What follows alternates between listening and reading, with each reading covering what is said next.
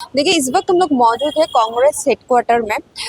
तो आज प्रेसिडेंट शुभंकर सरकार से पूछेंगे ये जो बीजेपी का फास्ट बजट था पश्चिम बंगाल में, ये बजट में मतलब शुभंकर सरकार का क्या राय है। क्योंकि देखिए, जब तृणमूल का सरकार था पश्चिम बंगाल में, तब ये जो सरकारी मतलब भत्ता मिलता था, तो बीजेपी सरकार ने बोला ये सस्टेनेबल कोई इकोनॉमिक पॉलिसी नहीं है। तो चलिए शुभंकर सरकार से पूछते हैं और जानने की कोशिश करते हैं कांग्रेस का क्या राय है, कांग्रेस का क्या मानना है बीजेपी का जो पहला बजट है पश्चिम बंगाल में इस चीज को लेकर।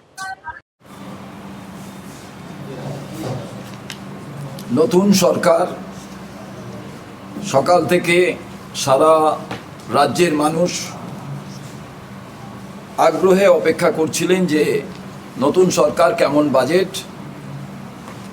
অর্থাৎ পরিবারের কি আয় হবে, পরিবারের ব্যয় কি হবে। এইবার সারা মাসে একটি পরিবার যা আয় করে, সারা বছরে যা আয় হয় তার থেকে তার সঞ্চয় হয়, আর তার থেকে সে বাকি স্থায়ী খরচ, পরিবারের উন্নয়নমুখী খরচ, স্থায়ী সম্পত্তি এগুলো তৈরি করার লক্ষ্যে একটি বাজেট তৈরি করে। ঠিক তেমনিভাবে রাষ্ট্রের বা রাজ্যের এই যে পরিকল্পনা, সেই পরিকল্পনা নতুন সরকারের আমলে আমরা দেখতে চেয়েছিলাম যে কেমনভাবে সরকার সামগ্রিকভাবে অর্থনৈতিক কাঠামোকে সচল রাখার উদ্দেশ্যে এই বাজেট তারা তৈরি করেন। বাজেটটা কি ম্যাক্রো মাইক্রো দুজনের মানে দুটো দিকের ব্যালেন্স রেখে তৈরি হবে? এটা কি ব্যালেন্স বাজেট হবে? এখানে এই বাজেটের পরিপ্রেক্ষিতে বাংলার কর্মসংস্থান, অর্থনৈতিক কাঠামোর কি স্থায়িত্ব বাড়বে? এই প্রশ্নগুলো ছিল। প্রথমেই বলে রাখি, সামগ্রিকভাবে আরও বিশদভাবে দেখা প্রয়োজন।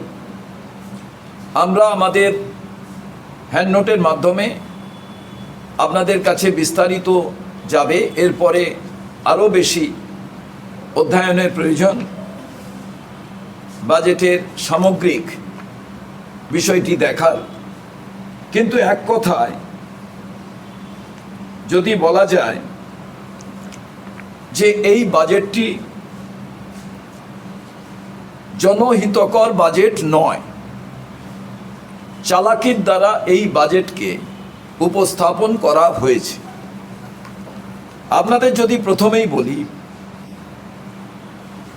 4 লক্ষ কোটি টাকার রাজ্য বাজেটের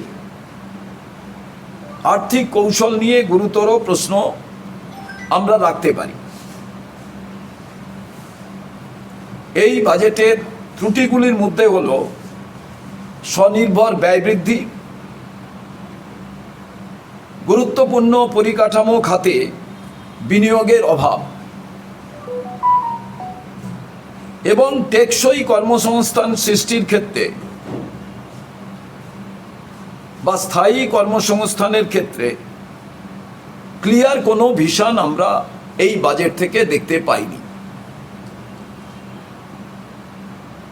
ডিএর ব্যাপার বলা আছে। বিশদভাবে যদি বলা যায়, ডিএর পদক্ষেপ তাকে স্বাগত জানাই, কিন্তু এই ডিএর প্রকোপের জন্য দীর্ঘমেয়াদী ঋণের ফান্ড তৈরি হতে পারে এবং এর ভেতরে আর একটি চালাকি লুকিয়ে আছে। অক্টোবর থেকে এটা দেওয়া হবে এবং বকেয়া ডিএর কি অবস্থা হবে এটা জানা খুব জরুরি। অ্যাট এ গ্ল্যান্স যদি দেখা যায়, কিছু ক্ষেত্রে যারা চাকরি করতেন স্থায়ী অস্থায়ী তাদের বেতন বৃদ্ধি করা হয়েছে। আইসিডিএস, সিভিক ভলেন্টিয়ার্স, আশাকর্মীদের। কিন্তু স্যাট যেটা স্টেট এডেড কলেজ যে শিক্ষক আছেন প্রায় 20,000-এর মতো, তাদের সম্পর্কে কোনো কথা বলা নেই, যারা অতি স্বল্প বেতনের মাধ্যমে তাদের কর্মসংস্থান করেন। ডিএর ক্ষেত্রে যে ক্যাপিটাল এক্সপেন্ডিচার, পর্যাপ্ত যে অর্থনৈতিক পরিসর, তা কিন্তু সংকুচিত হবে। শিল্প, বাণিজ্য, বিজ্ঞান, প্রযুক্তি খাতে বিপুল পরিমাণ কল্যাণমূলক ব্যয় আমরা উৎপাদনশীল বিনিয়োগ এবং ভবিষ্যৎ অর্থনৈতিক যে উন্নয়ন, তা বাধাপ্রাপ্ত হবে বলে আমরা মনে করি। শিল্পান্নয়নের কথা ঢাকঢোল পিটিয়ে বলা হয়েছে, কিন্তু জমি অধিগ্রহণ, কৃষকদের ক্ষতিপূরণ বা জমি অধিগ্রহণ করতে গেলে যে তার সহযোগী বিষয়গুলোকে গুরুত্ব সহকারে দেখা প্রয়োজন, সেই ক্ষেত্রে আমরা কোনো রকম ক্লিয়ার কাট ভিশন সরকারের এই বাজেট থেকে দেখতে পাইনি, যে কী পদক্ষেপের মাধ্যমে তা অধিগ্রহণ করা হবে। এবং দীর্ঘমেয়াদী কর্মসংস্থানের ক্ষেত্রে জমি অধিগ্রহণ করে শিল্প করলে তবেই সম্ভব হবে, নচেত কিন্তু হবে না। এবং সুস্পষ্ট নীতি কি, সেটাও কিন্তু বাজেটে লাইন বাই লাইন কোথাও বলা হয়নি। বাজেটে রাজস্ব আয়ের ক্ষেত্রে অতিরিক্ত আমরা মনে করছি যে অতিরিক্ত মাত্রা বলে আমাদের মনে হচ্ছে। প্রত্যাশিত যে রাজস্ব আদায় না হলে আর্থিক ঘাটতি হওয়ার সম্ভাবনাও প্রবল। খুব উল্লেখযোগ্য, সংখ্যালঘু কল্যাণ খাতে, সংখ্যালঘুদের কল্যাণ খাতে যে বাজেট বরাদ্দ উল্লেখ ছিল, তা কিন্তু বিপুল পরিমাণে কমানো হয়েছে এবং এটি একটি সামাজিক ন্যায় ও অন্তর্ভুক্তিমূলক উন্নয়নের পরিপন্থী।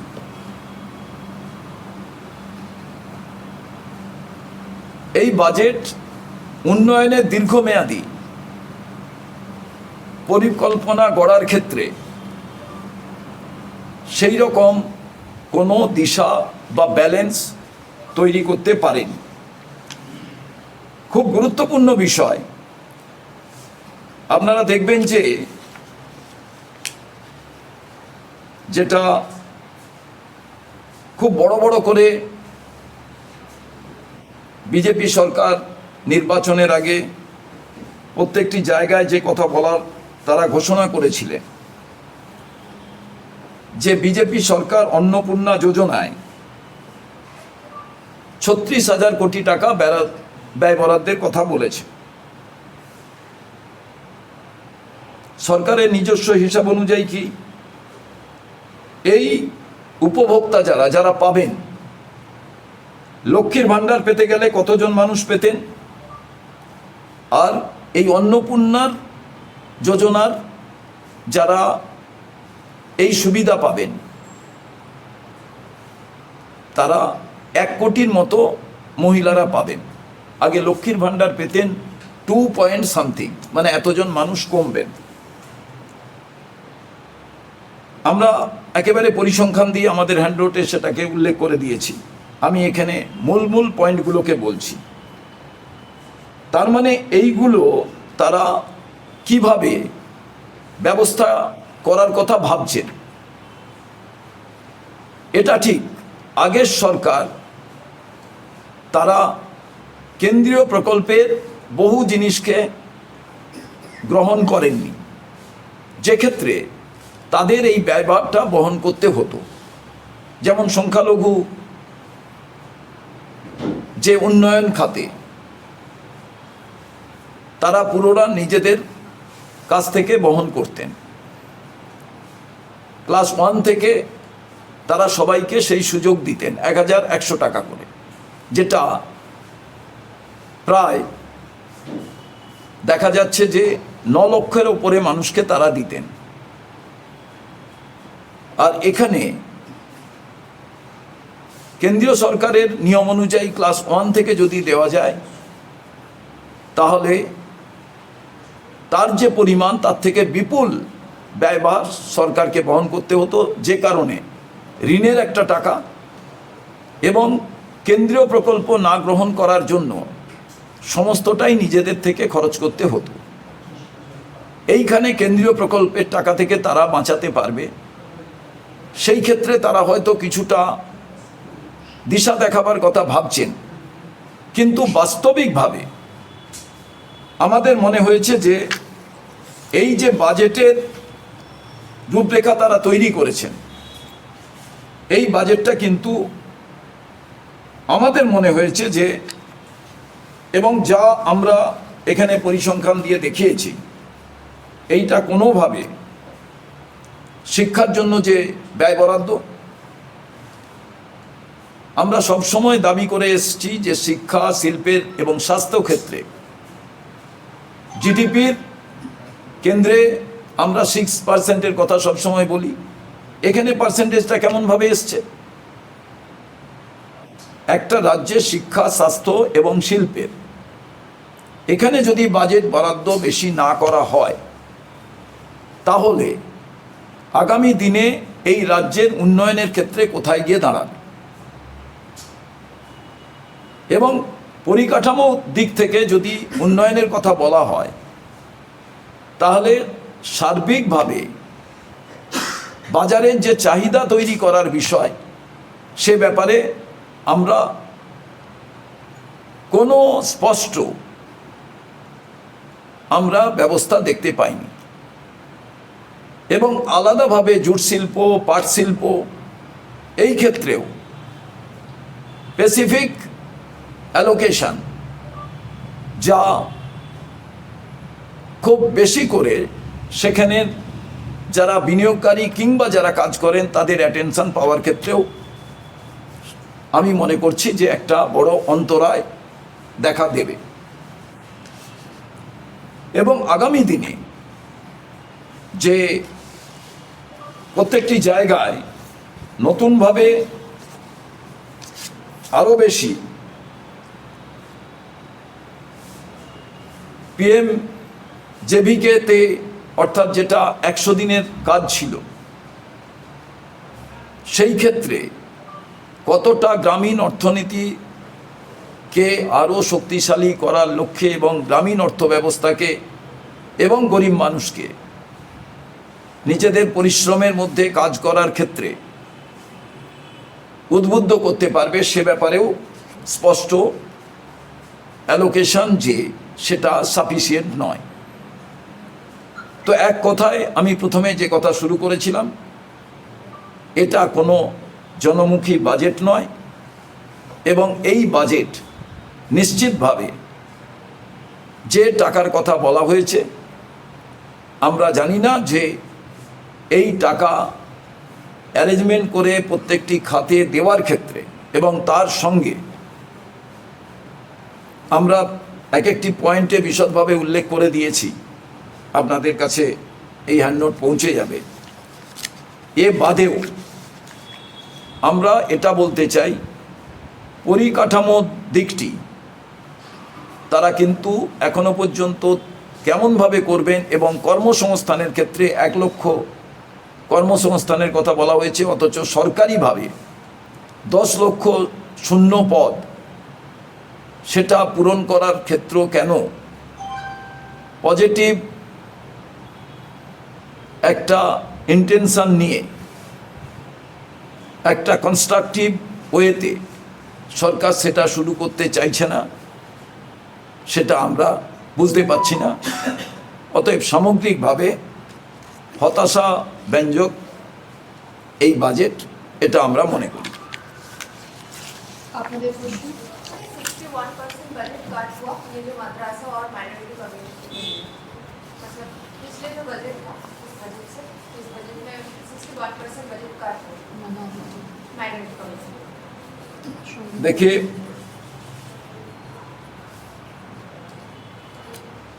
अब मैंने तो पहले ही बताया था, जो संख्यालघु वेलफेयर जो स्कीम है उससे बजट काट किया गया है।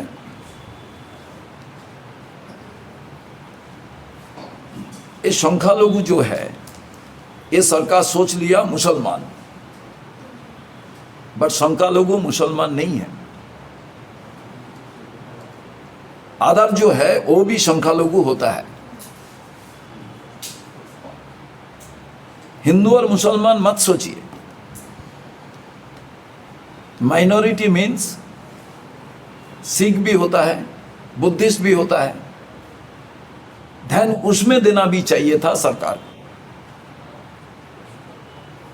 As a whole they have reduced the budget from the minority allocation. ये प्रॉपर नहीं है।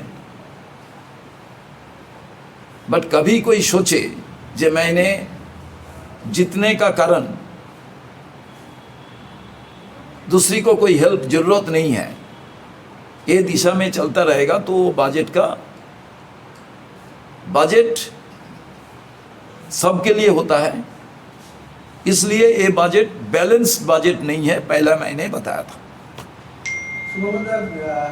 মহার্ঘ ভাতার ক্ষেত্রে বলা হচ্ছে 40% দেওয়া হবে, আগে দেওয়া হতো 38% দেওয়া হবে, আগে দেওয়া হতো 18%। তার মধ্যে আগের সরকার 4% ঘোষণা করে রেখেছিল। আপনারা কি সন্তুষ্ট যে পরিমাণ? কারণ রাজ্য সরকারি কর্মচারী যারা ছিলেন তারা কিন্তু তাকিয়েছিলেন এবং কেন্দ্রীয় হারে মহার্ঘ ভাতা তারা চেয়ে গেছে। they are not fully happy. देखिए, 2-3 चीज ये मैंने पहला बताया था। ये না, আমি এটা প্রথমেই বলেছিলাম এই বাজেটের ভেতরে চালাকি আছে, এবং বলেছি বকেয়া ডিএ কোথায় গেল, যার জন্যে এই সরকারের নেতারা তো বিভিন্ন ডিএ মঞ্চে গিয়ে তারা অনেক কথা বলেছেন। আপনি দেখুন, 18 ছিল, তার সঙ্গে 20 বাড়ালেন, 38 হলো। কেন্দ্রীয় হারে হলে কত বাকি থাকছে? 60 বাকি থাকছে। এইবার আমাকে এরপরে আপনি তো বকেয়াই দিচ্ছেন না, এবার কবে থেকে দিচ্ছেন? অক্টোবর থেকে দিচ্ছেন। এবার এই টাকা আসার সংস্থানটা কোথায়? ক্লিয়ার ইন্ডিকেশন কি? আপনি বাজেটে 4.06 এটাই টোটাল আপনার বাজেট। আপনি আয় করবেন, কোথাও থেকে আনবেন, তারপরে তো দেবেন। আর আপনি শুরু করলেন কবে বাজেট? আজ থেকে কেন নয়, যেদিন থেকে সরকার করেছে। আগের বকেয়া আমি ছেড়ে দিলাম, 1 মাস আগে নতুন সরকার হয়েছে। আমি তো সব সময় প্রত্যেকটা স্পিচ দেখিয়ে দেবো। সমস্ত বিজেপির নেতারা বলেছেন যেদিনই সরকার তৈরি হবে সেদিন থেকে আমরা ইমপ্লিমেন্ট করব। সেটা কেন হবে না? অক্টোবরে গিয়ে কেন হবে? দ্বিতীয় জিনিস বলেছিলেন যেদিনই সরকারে আসবেন 450 টাকা করে গ্যাসের দাম করে দেবো। তাও বাজেটে কোথায়?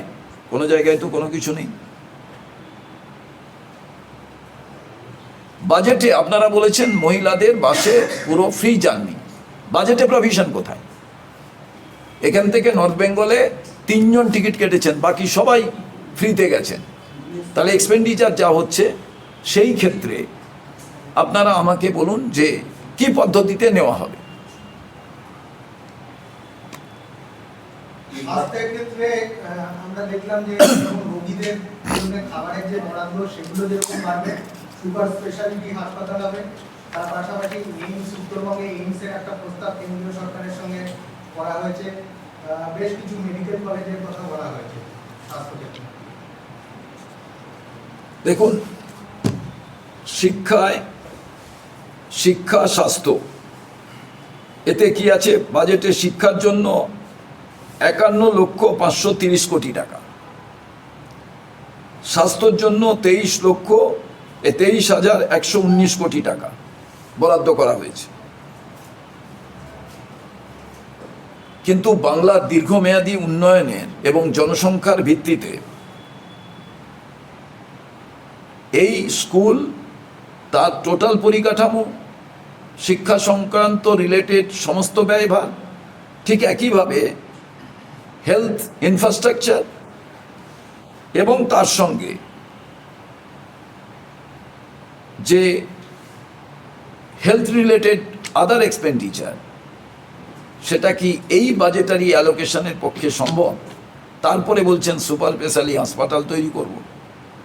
যা পশ্চিমবঙ্গে হাসপাতাল আছে সেগুলোকেই ডেভেলপমেন্ট করা বা সেগুলো রেগুলার ওয়েতে চালাবার প্রক্রিয়া, সেটাই তো সঠিকভাবে যদি করা যায়।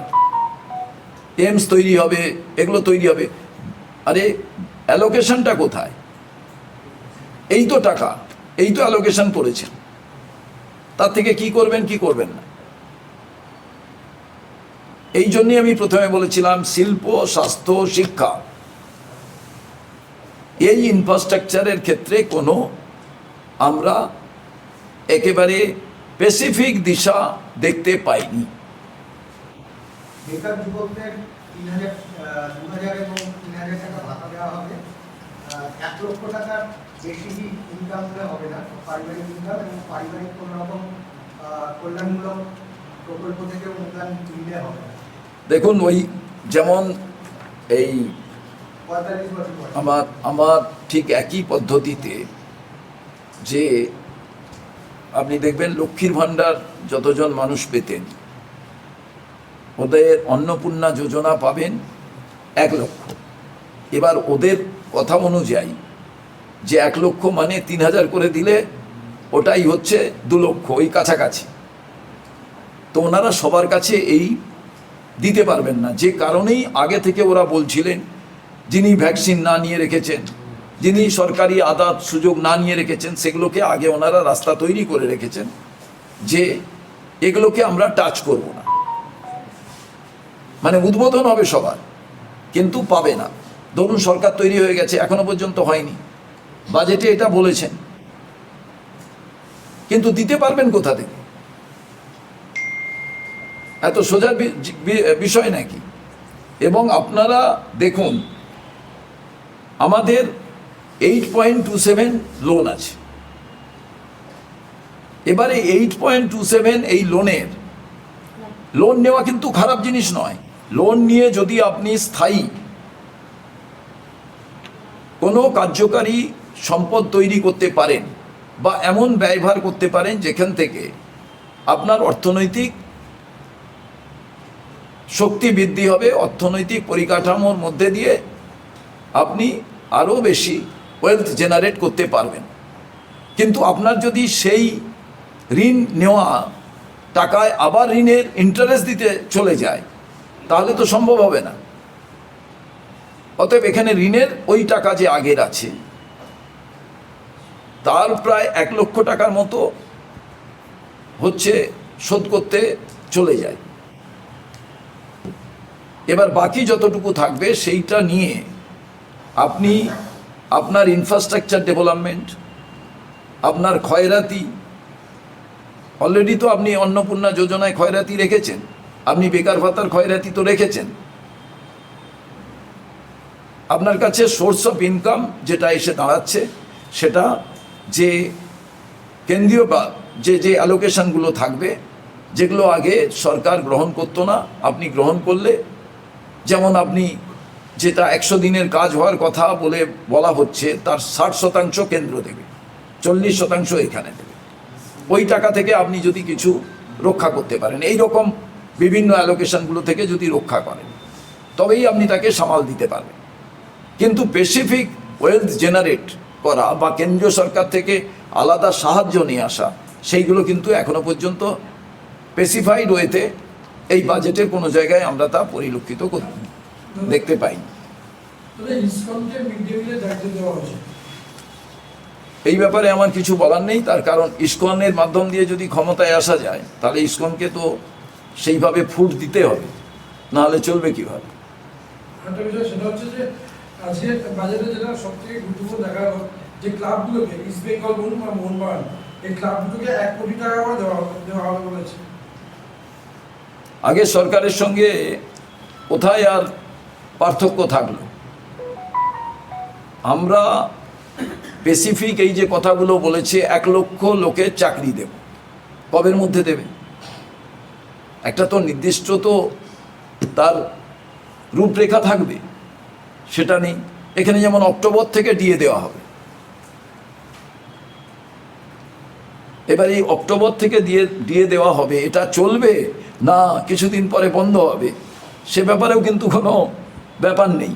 কারণ সামগ্রিকভাবে অ্যাকচুয়ালি কোনো অর্থমন্ত্রী বা এক্সপার্ট কারুর বাজেট বলে আমার মনে হয় না এই বাজেটটা দেখে, কারণ বাজেটটার ভেতরে কোনো ব্যালেন্সড আছে বলে আমি মনে করি না। এখানে ধরুন এই নিয়োগের ক্ষেত্রে, নিয়োগের বিজ্ঞপ্তি এত তারিখে বেরোবে, নিয়োগ এত দিনের মধ্যে হবে, নিয়োগের জন্য আমাদের এই টাকার প্রয়োজন আছে, সেইটাই আমি বাজেটে অ্যালোকেশন করে রেখেছি। 1 লক্ষ লোক, আচ্ছা কোন কোন চাকরি, তাদের স্যালারি স্ট্রাকচার কি, তাহলে তার বাজেট অ্যালোকেশন কি? যদিও এখনো বিশদভাবে আমরা এই বাজেটের অধ্যয়ন করতে পারিনি, কিন্তু অ্যাট এ গ্ল্যান্স যেটা দেখা যাচ্ছে, যা সারফেসে এসছে, সেখান থেকে স্পেসিফিক 2-3টে জিনিসেই তো আপনার ক্লিয়ার হয়ে যাবে। সেটা হচ্ছে লক্ষ্মীর ভাণ্ডার কতজন পেতেন, তারা তো আমি ধরলাম তার মধ্যে কিছু মানে সঠিক নয়, কিন্তু তাহলেও যে সংখ্যক ছিল তাকে তো টাচই করতে পারছে না। তাহলে দেওয়া কি, দেওয়ার না দেওয়া কি? এবার বেকার ভাতার ক্ষেত্রে স্পেসিফিক কিছু নিয়ম আছে। এবার সেই স্পেসিফিক নিয়ম, সেটা কি রাজনৈতিক অভিসন্ধিকে বজায় রেখে, মানে আমার দলের লোক হলে ওইগুলোকে মাফ করে দেওয়া হবে, অন্য দলের লোক হলে মাফ করা হবে না, এ ব্যাপারেও ক্লিয়ার বাজেটে বলে দেওয়া দরকার ছিল যে এতটুকু জায়গায় কোনো নিয়মকে শিথিল বা কনসিডারেশনের জায়গায় থাকবে না, তাও কিন্তু নেই। আর সর্বোপরি যেটা গুরুত্বপূর্ণ বিষয়, সেটা হচ্ছে এই 4.06 মানে এইটা লক্ষ কোটি টাকার বাজেট, এর আর্থিক কৌশল নিয়ে কোথা থেকে আসছে স্পেসিফিক 1, 2, 3 অর্থমন্ত্রীর বলে দেওয়া দরকার ছিল। আপনি তো টোটাল টাকাটা বললেন, এই টাকাটা from left side, from right side, from front side, কিছু তো একটা আপনারা থাকবে। তো এইবার ছোট শিল্প, মাঝারি শিল্প, এগুলোর ব্যাপারে কোনো কিছু নেই। এবং এই ব্যাপারের থেকেও বড় গুরুত্বপূর্ণ বিষয়, ডিজাস্টার ম্যানেজমেন্টের ক্ষেত্রে এখনই এমন সময় হচ্ছে যে কয়েকদিন পরে বন্যা বহু জায়গায় হতে পারে, নর্থ বেঙ্গল। এবার এই বন্যা মোকাবিলা, এই রকম কোনো ন্যাচারাল যে এক ডিজাস্টারের ক্ষেত্রে সেখানে কি ভূমিকা পালন হবে সে ব্যাপারেও কিছু বলা নেই। তো সামগ্রিকভাবে এই কারণেই আমরা বলেছি যে এটা একেবারে মানে ব্যালেন্সহীন বাজেট, দিশাহীন বাজেট এবং জনকল্যাণমূলক বাজেট নয়।